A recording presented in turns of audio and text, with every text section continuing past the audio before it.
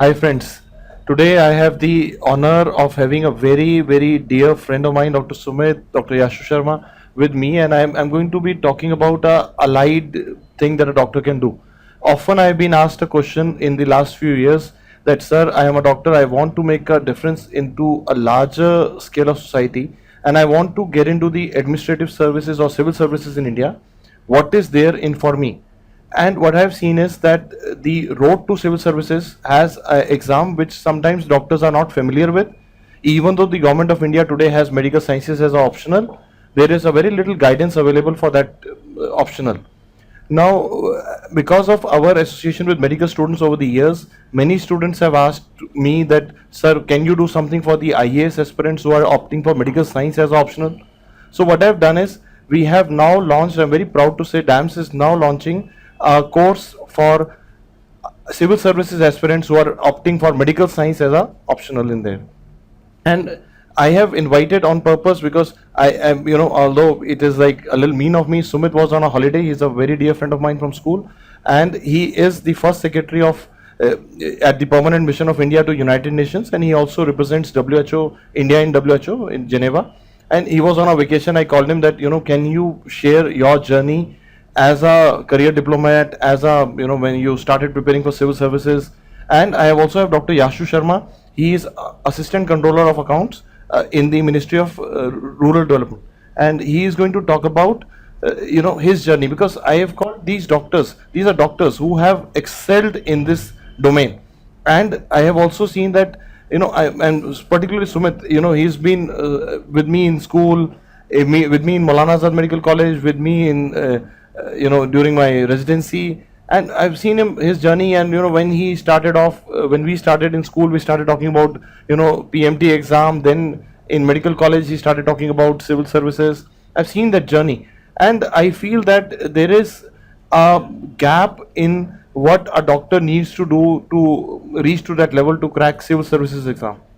So I'll invite Dr. Sumit to talk about his journey and what he feels, how aspirant should prepare for civil services exam.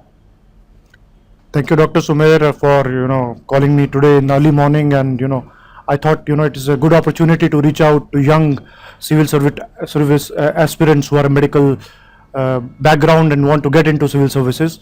Well, I joined the Foreign Service in 2005, and before joining the Foreign Service, I was working as a medical doctor. I had done an MD in forensic medicine, and I, by God's grace, became the youngest forensic medicine postgraduate in India. And from there on, the shift has been gradual.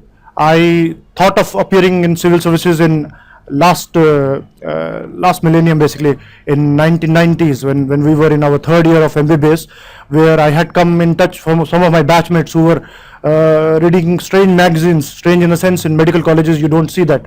Like somebody was reading Civil Services Chronicle. I said, why are you reading all this geography, Indian Constitution? Then I realized that medical students can also appear for the civil services examination. The very fact that UPSC has introduced medical science as one of the optional means that UPSC is very welcoming to medical students joining the civil services, because in age, today's present governance needs people from various backgrounds, whether it's engineer, a lawyer, or medical, a doctor who can bring their domain expertise, and an administration needs their expertise. Incidentally, I represent India in World Health Organization. This is purely it was not planned, but it was God's plan that a diplomat of India is representing India in WHO, who is a medical doctor. What better combination this could be? And we have many doctors in Indian Foreign Service.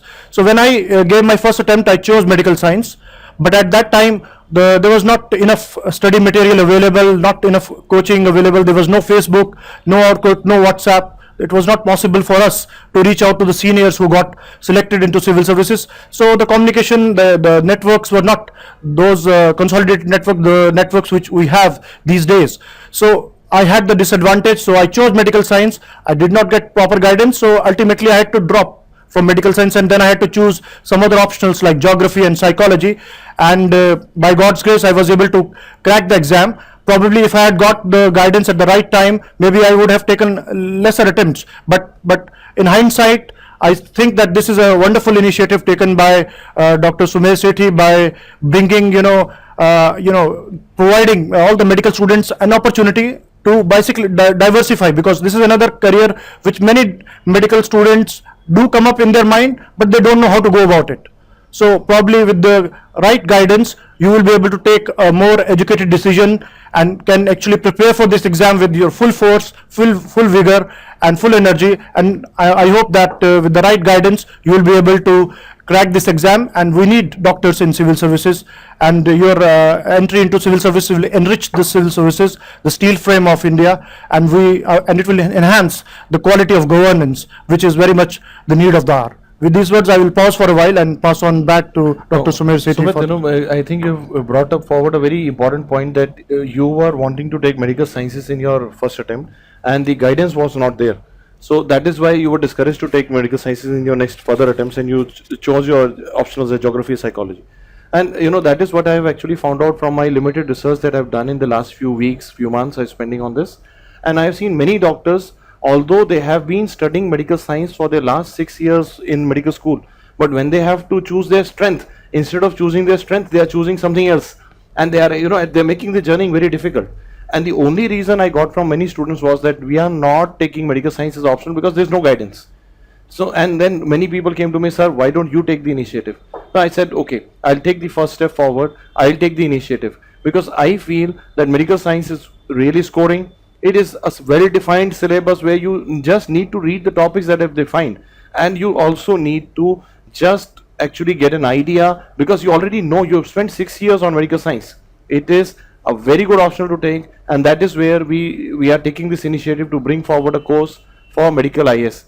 We will be following up this discussion today with a hashtag MEDIAS, hashtag MEDIAS, and you can actually put your queries on Twitter or Facebook, and we'll try to follow that hashtag, and I'll try to answer personally, and I'll also request my esteemed guest today to answer the queries that people put, because these are the people who are the forerunners, who have actually excelled despite being a doctor. Then they chose that they want to do something for the wider good, and what wider good than what my best friend here Sumit is now representing India in WHO.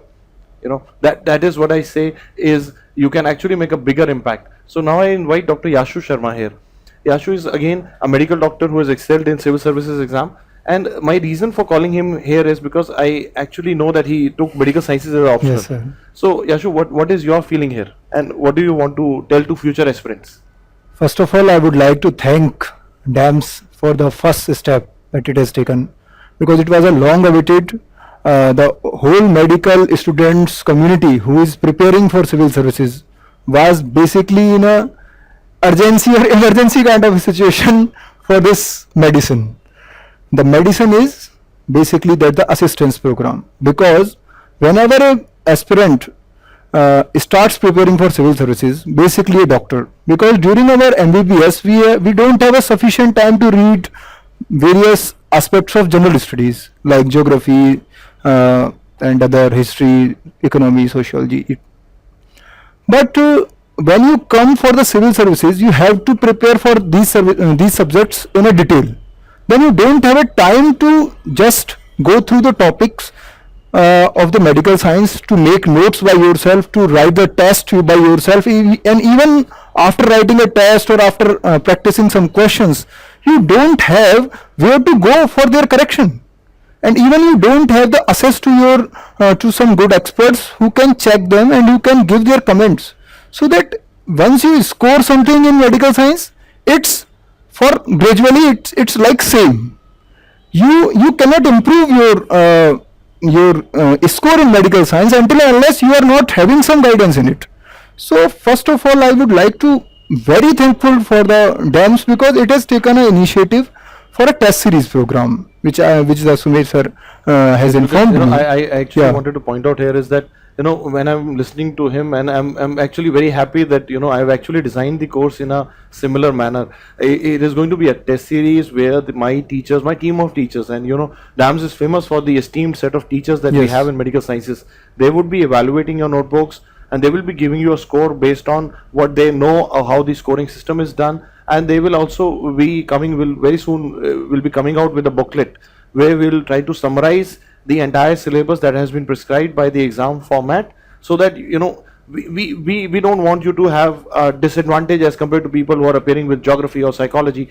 We want medical sciences to be the scoring thing for you. That is my endeavor, and I'm very happy that these experts, these doctors who have actually excelled in this segment are pointing out the same lacunae which I could feel, and that is where I feel very proud of this moment, that and I will be even more proud if I can help more and more doctors to reach to that position in civil services.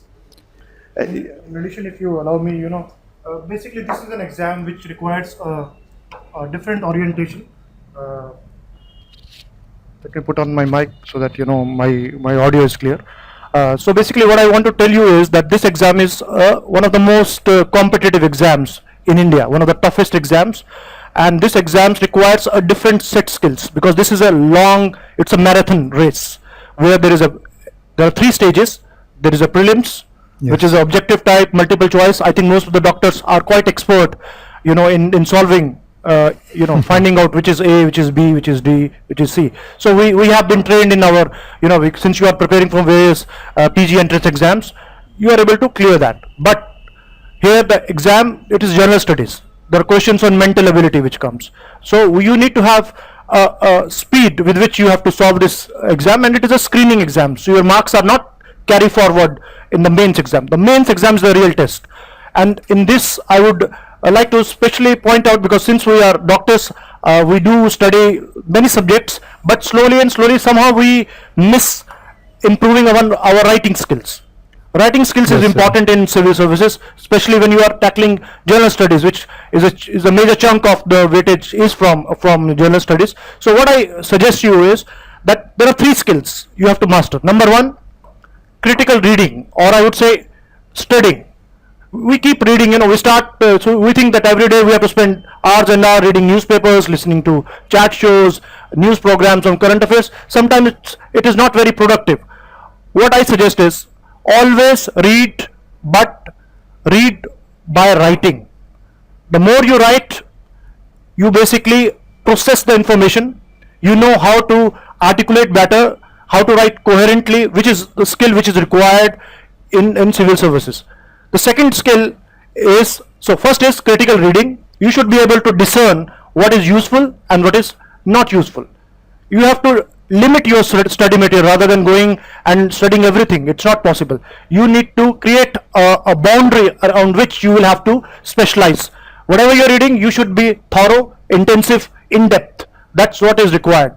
That is what the examiner is looking for. That's what you will be able to impress upon the examiner. Second, while you're studying, your focus should be as if you have to teach someone in a simpler form the same thing. So there is the technique of studying where you basically imagine that tomorrow you will be required to talk about this to a group of people. How will you explain the same concept? Imbibing passively a concept is different, but explaining the same concept to someone altogether changes the focus, and that is what makes the conceptual clarity which is very much required in this. Third important skill apart from critical reading and writing is public speaking. Now public speaking, as you know, most of us, as many of us come from, our first language is not English. We think in our mother tongue. I still think in Hindi, and so you have to improve your fluency in English, so that you are not focusing on how to speak good English, rather than your focus is on the content, the ideas. And even if we make mistake little bit, if you call poors, it's okay, because it is the ideas which are more important. And once you know that the ideas, if you are very thorough about the subject which you are talking about, these other things will automatically fall in place. The right words will come out of your mouth, and with constant practice, you have to let yourself go. You should not have any fright that somebody is judging you if you make a mistake while speaking. No, we all make mistakes, and that makes your conversation more natural, more human. And that's what the examiners who are very experienced, have spent years in public life, public service, they are able to judge the genuineness of your thoughts, and that gives you extra marks. So there are 2 weak links, I would say, in this whole exam chain. Is number 1 is essay exam. Most of us do not prepare for essay exam because they think they will be able to write something on their own, and this is like, so the writing for an extra exam is not writing a poetry. You don't have to imagine and write, you have to prepare for it. There are some standard topics which are asked in exam. You need to study some specialized books, like on women empowerment. What is India? Like a book like Reimagining India could work, where Yes. they are talking about various aspects of what India is, what India is going through, and the various schemes of the current government. What are the policies? What is the vision of our the current regime? What these are the questions which are going to be asked. So that is number one. Second is writing skills. You should be able to constantly write under strict examination conditions, because it's not easy for us to sit in our home, in our drawing rooms. It's not possible. So you have to have an mock exam setup where you are writing under strict examination condition, and then somebody should evaluate your answers, give you feedback, sir. and those feedbacks is very important to improve upon your quality of your answers. So that is one.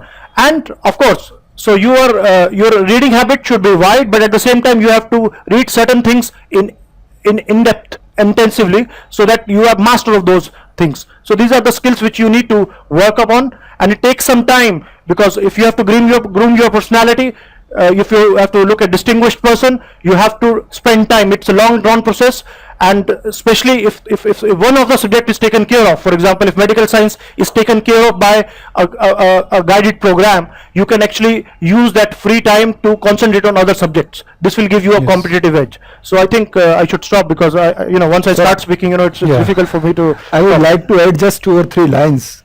Sir has more focused on the GS part, and I am very thankful to sir that he has given us a very good guidance. But regarding the medical science, 1 or 2 basic facts are that around 60% of the examination paper which is going to be asked in UPSC are limited to just the syllabus topics. Even they are not deviating for it.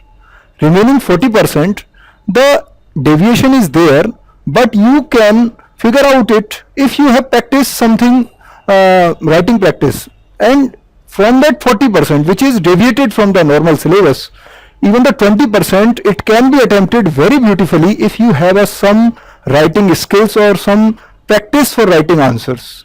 Then remaining 20% leave it for the God. So there could not be a so hi-fi question kind of thing that even a specialist, only a specialist can attempt. But we should try to be 100% very good in the questions which are asked from that 60% portion. If you score even 60%, or in the remaining 20% part you even can manage to score 15%, your score will jump in medical science. And this is the beauty of medical science, because in our medical profession we don't have so much command on languages. So medical science, if you are writing the right answer, you will get the marks. It's just like maths. If you are writing, you are going to get marks. So my suggestion for all the doctors is, don't go for any other optional, because you are more familiar with medical science. Don't go for generally people ask for anthropology or sociology. I would suggest that go for the medical science. Just take some assistance, or if now the DAMS has taken its initiative, so go for it, and you can score very high marks. And you will be surprised to know that the medical science, after the language subjects, medical science is the highest scoring subject in the UPSC optionals. Till 2015 I have a report which suggests that till 2015 the 17% selections from the 100% which are appearing for medical science were for the medical science. It's a very high score in UPSC, because generally the subjects score only 8% to 10%, rather than only exceptions are the language subjects. I would like to over to the Sethi sir for the further. Thank you, Dr. Yashu. Thank you, Dr. Sumit, for your information. And in NAMS, like we started with, helping people prepare for PG medical entrance exams, for which we are most famous for. But I want to inform the listeners today that we have over the past few years diversified into many fields. Now we are the leading coaching providers for dental aspirants preparing for MDS exams. We are one of the leading people who are helping people for USMLE exams, and we are the only people who have a face-to-face classroom program for Step 1 USMLE exam today. And because that is my endeavor is that I want to be able to help every doctor achieve his dream. His dream could be he wants to, maybe probably he wants to become a neurosurgeon, a cardiac surgeon. I'm there. And if he is somebody who wants to, like, wants to get into America, wants to do his residency for American exams, we are there for them. And similarly, many people have asked me in the past that why not IAS? So I take my first step now. I take my first step now that we are starting a course for IAS aspirants who are taking medical science as a optional, and we will be giving them the same thing that these people, these are the people who have done well in this segment. And I'm so grateful for them that they have given their time today to talk about their experiences in civil services to the listeners today. And I'll actually ask Sumit to actually give me the concluding remarks as well. But I want to, conclude my part by saying is that I am so happy to, hear from them, and I'm so happy that I've been able to design a similar course. It is going to be a test series where you will be able to write down your answers in our centers or even at home. You can scan the answer sheet back to us, or you can send the paper through our coordinators. Our team will check your papers, evaluate your papers, give you an idea how it has to be read. It would be a mock test series, as well as we will be offering a subject wise test series where the topics will be predefined, and there will be a booklet that will be soon releasing through our DAMS publications, which will give you a summary notes on all the syllabus of UPSC exam or the civil services exam. So that is our endeavor. Now I hand over to Dr. Sumit to give us the concluding remarks for the day. Thank you so much, Sumer. And basically, I can go into philosophical mode and can tell you that hard work, dedication, all this will you know about it. But I'm going to give you 3 concrete advice. Number 1, I will recommend a book. I don't know whether you have been studying throughout your life, but have you ever studied a book, How to Study? So there's a book which is written by someone which is lying somewhere in the archives. It's called How to Read a Book. It's an intelligent way of reading, how to intelligently get into the depth of any book. So this book has been written by Mortimer J. Adler. This is a book which I strongly recommend. You should read it, make notes out of it, because this is going to be your skill, number 1. Because this is you are going to spend most of your time reading, studying. So my mantra for all of you is read less, study more. And studying is different from reading.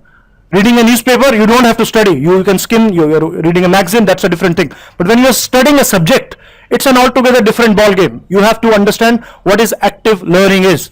And this is a book which will give you initial thoughts. And then you can do your own research online by online search engines, finding out more research article, how we can enhance the quality of our learning. Second thing, there was a famous physicist, Nobel laureate, Richard Feynman. He came up with a 4-step technique called Feynman technique. So I will just spell it out so that you can actually Google it. Feynman. Feynman was a person who actually devised a technique by which you can learn anything, whether it is Chinese, whether it is Python language, a coding language, or anything. And I've been using this technique. The third important last tip which I give is how to enhance the fluency. Fluency is important.